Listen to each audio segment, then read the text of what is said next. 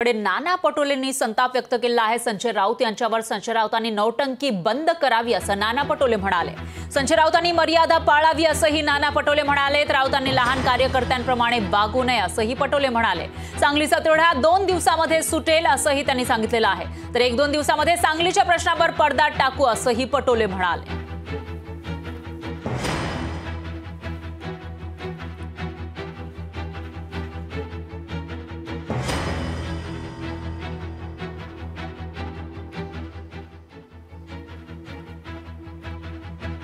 संजय राऊतांनी आपल्या नौटंक्या बोलणं थांबवाव्या।